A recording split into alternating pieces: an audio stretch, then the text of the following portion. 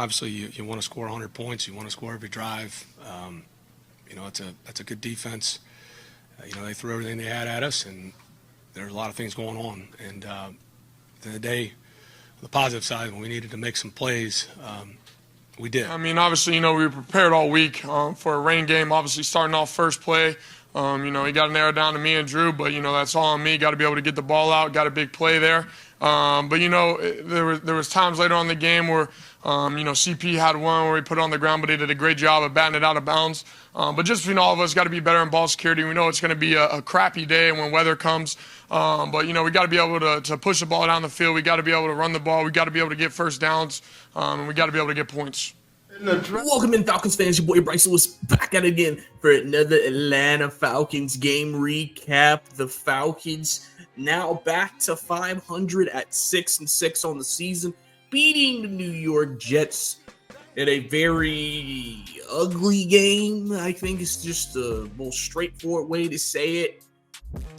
13-8 in a game of offensive ineptitude by the teams, but like I said, Falcons able to pull it off, have a full game lead in the NFC South over the New Orleans Saints, and also the Tampa Bay Buccaneers, who won and beat the Carolina Panthers, officially eliminating the Panthers from playoff contention. So we're going to break it all down about today's game, what my thoughts are, some things coming out of the game, and then just quickly looking forward to next week as the Falcons are now entering probably one of the most crucial parts of their schedule. They're going against NFC South teams one more time, and they're 3-0 so far. But if they can keep it up, that may be the push needed to get them over the hump, and we could be talking playoffs here in the month of December. But before we get into all that, like I said, appreciate you guys tuning into the show. Guys, don't forget to subscribe if you're watching this on YouTube. Please subscribe, like the video, show your boys some love. For all and more, and just to show me that y'all guys want more Atlanta Falcons content. So we're gonna keep doing what we do here, and we're gonna stay lit, and the city stay lit. So we do what we do. So let's go ahead and get into it. I mean, the game today was pretty ugly. I would think for the most part, pretty inept offenses from both sides. This was a defensive game. Two really good defenses that came to play, both for the Falcons and the Jets. And the Falcons were able just to make enough plays. The Jets trotted out there Tim Boyle at quarterback. He was benched in the third quarter. They put out Trevor Siemian, and he couldn't do anything either. Falcons, Desmond Ridder, second game back after being benched. You see a player here or there that's like, okay, that's good, but still nothing overwhelmingly convincing. I know a lot of the fan base's skin is still very indifferent about Desmond Ridder right now, and today's game really didn't change that for a lot of people, I think. So, but overall, you're on a 2-game winning streak again if you're the Falcons, and like Desmond Ridder said after the game, we haven't won 3 yet, so they're going to try to go for 3, coming back home to Atlanta to try to beat the Tampa Bay Buccaneers and sweep them on the regular season this year in a big, like I said, big game, because, they're only a game out, so you don't really want Tampa Bay winning that game, or else they'll be, I believe, tied with the Falcons at that point if they won next week. If you look at the numbers, simple as fact, team-wise, time of the possession was even. Both teams pretty much possessed the ball for 30 minutes each. Jets actually had a better offensive day than the Falcons did. They had 259 yards, total yards, compared to the Falcons' 194. They also had almost 200 passing yards. The Falcons won 104 yards. Now, Falcons won the rushing battle with 90-62. First downs were about even. Jets were more penalized. Jets had 3 turnovers in this game. Falcons were able to create some turnovers. That was big for them. Like I said, the defense was very active today. Shout out to Ryan Nielsen. Struggled during that 3-game stretch. The whole team struggled during that 3-game stretch. But seeing coming out of the bye week, some changes were made, some adjustments were made, and the defense is playing more like the defense that we remember that they played like at the beginning of the season, and that they haven't allowed a touchdown in 2 games. I believe 15 drives total. The Falcons have not allowed an NFL touchdown from an offense. So that's big that the Falcons defense is playing some of their best ball again now, especially in this playoff push phase of the season. Falcons also had 3 sacks. Actually, that's a cap. They had more than 3 sacks. I believe they had 4 sacks today. Bud Dupree had 2 sacks. He had a good game. Arnold Ebiketie continues to improve. He had another sack late in the fourth quarter. Continues to be our best pass rusher with less snaps than any other defensive lineman. So he is a guy who may not be that alpha edge, but a guy who can be a consistent 8 to 10 sack guy. So, Arnold Ebiketie continues to step up, continues to play well in the snaps that he actually gets. And like we all said, he just needs more reps. And if he gets that, he'll be good to go. So also with the amount of sacks the Falcons had, this is the first time since I believe, I want to say 2018. Is it 2018? Let me see real quick. This is the first time since 2018 with 4 sacks today. The Falcons have reached 30 sacks in an NFL season since 2018. So that shows you about the pass rushing woes this team has had. Not even hitting 30 in 5 to 6 years. Now they've hit 30 sacks with a few games left. As much as we complain about this pass rush, there are times where the Falcons are able to get that crucial sack or that key sack like they did today. They've done it in other games. And overall, you had 30 sacks in a year. That means you are at least not the bottom of the barrel pass rushing team as they were. So good job there for those guys. But overall, defensively, this was a defensive show. Defensively, they showed up. Jesse Bates continues to be the best player on this team and the best player on this defense. He continues to lead the charge. Another interception a day just has been one of the biggest pickups for the Falcons in free agency for any team in the NFL. I mean, if they bring up top 10 most impactful free agent players from this last year's class, Jesse Bates has to be top 5.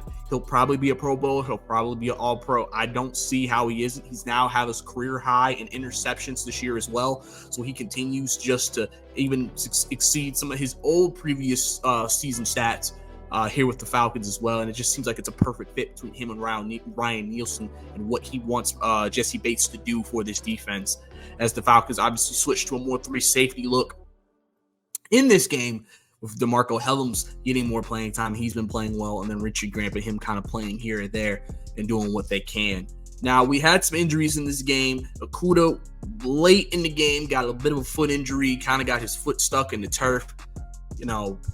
Arthur Smith said after the game he thinks Jeff Okudah should be fine, but we'll see if that is actually the case. But he said he should be fine. He should be ready to get, obviously you won't know till tomorrow, but it didn't seem like he thought it was serious. Nate Landman also was hurt.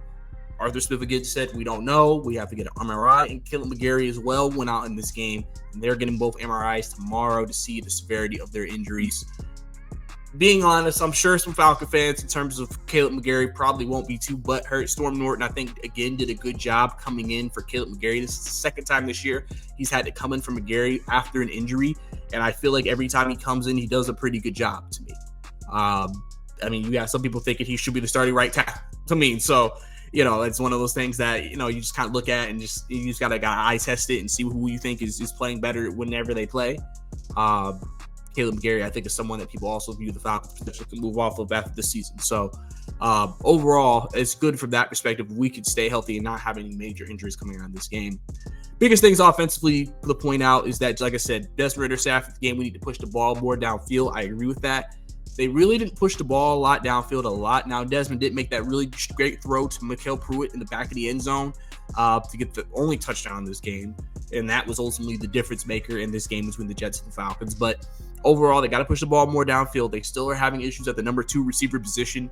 Van Jefferson is not what they expected. Mac Hollins as well. He's kind of been Drake London really didn't do anything today. He only had 1 catch, I believe, on the day. It was one of those games where passing is definitely not at the cornerstone of what they're doing. Kyle Pitts was the guy who led the team in catches today with 451. No touchdowns, but he was targeted 8 times. I know a lot of people were pissed off about the near Desmond Ridder interception when he threw it and it was picked, but they called a penalty They said that Kyle Pitts could have made a better effort. I agree with that. I think Jeff Schultz, I believe, made this comment. He says he feels like Kyle Pitts is very frustrated because he knows that he's not fully healthy from the injury he suffered last year, and that it's affected his athleticism, it's affected his speed, it's affected his explosiveness. And that's why I think when we watch Kyle Pitts play, it just feels like what we think he should be giving us, he's not. And we're trying to decide, is it effort? Is it that he's not putting it in the effort, or is it the injury and he's just not healthy? We've heard two sides of it. Arthur Smith has mentioned that he's still working through things. Pitts is still working through different things. I don't know what that means exactly. So clearly there is something going on with him that is acknowledged by everyone. But he can play, but he may not be that guy that we remember him being when he does get the ball. So that's something, again, to keep an eye on. But he led the team in catches today. Bijan had 3 for 26, a couple of big first downs to him that Desmond found him on. I mean, like I said, outside of that, it really wasn't that much offensive production in the passing game this game. I mean, it was just a very ugly game. The weather affected the passing game a lot. Very ugly game. You knew this was a run game and defense, and that's exactly what it was. Bijan had 18 carries, 3 yards. Really didn't have a great running game. Found more success in the second half, but tough sledding really for everybody today. Cordell Patterson almost had a fumble that he swatted out of bounds. Very smart play by him to not allow that to become a turnover, and the Falcons still able to try to get points out of that drive. Tyler Algier, just a regular game. Like I said, it was nothing really special today. It was a very regular game to me, just in terms of just very mid offensive football, but I think very strong defensive football. So it just depends. Obviously, like I said, we want more from this defense. I know these games are very excruciating to watch. I know these games can be very tough to watch because, like I said, you want more from the offensive side of the ball. I know a lot of people still want Arthur Smith not to be the play caller no more. He continues to struggle with certain possessions, certain plays, or certain, just like, what are we doing here? There was one in particular play. I believe it was a play to Bijan while they were in the red zone, and it was a quick throw out to him, but the issue is when you watch the replay, you saw 3 receivers in the exact same area. Why are 3 receivers in the exact same area on a play like that? It seems like that play was designed to go to Bijan Robinson, but if Desmond had to look that read off, which maybe he probably should have, if he had to look that read off, I mean, you have your other 3 receivers in the exact same vicinity, so no one will be open. Again, the passing concepts, man. The passing concepts are not great. It feels like every week we see a concept that's like, what is this play? I mean, if you listen to the guy, the QB school guy, he even said it. The concepts are not great, and that he feels like has hindered the offense and has also hindered Desmond Ridder. And so people really feel like the passing game is going to be tough sledding for sure. But overall, like I said, you're able to get a big win. Got it on the road, MetLife Stadium. You needed it. You got it. Listen, sometimes in this league, you got to be able to win shootouts, and sometimes you got to win the ugly ones. The Falcons have shown they can win the ugly ones. Problem is they never give you anything else but the ugly ones. I honestly would love to have a 38-34 shootout. Even though that means the defense probably didn't play well today, I would love to see us win a game like that just so I can see something different on my TV screen. Just so I can say, hey, yo, we are rolling offensively at least, or something like that, than knowing every week I'm about to see some ugly offensive football a lot of the time. So like I said, coming up, Falcons play Tampa Bay next week. Big game in Atlanta, 1 o'clock CBS game.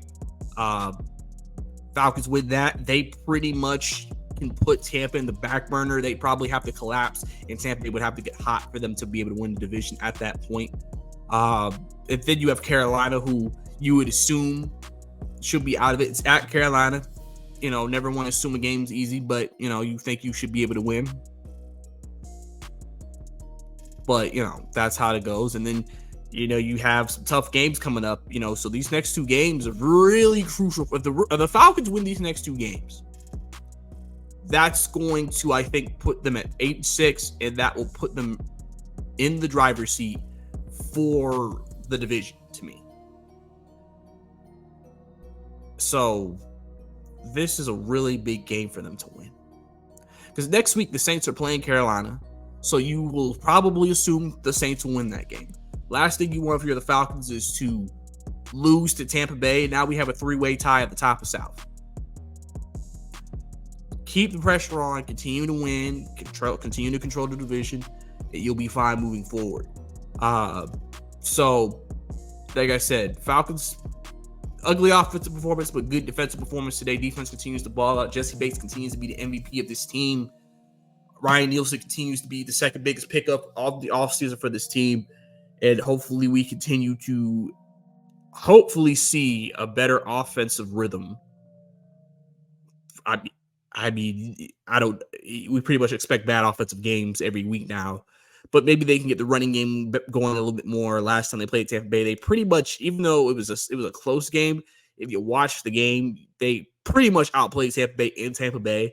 So if they can repeat that, but maybe not turn the ball over in the red zone like that game was for them, I think the Falcons should be fine moving forward. But we'll have to see. Hey, guys, give me your thoughts on the Falcons' performance against the New York Jets. What do you think about this team moving forward at 6-6, first place in the NFC South? Love to hear you guys' thoughts on that. And also, don't forget to follow me on Twitter at Bricey_2K, BRICEY2K_2K, and everything like that. And also, don't forget to subscribe to the channel for more Atlanta Falcons content right here on the YouTube.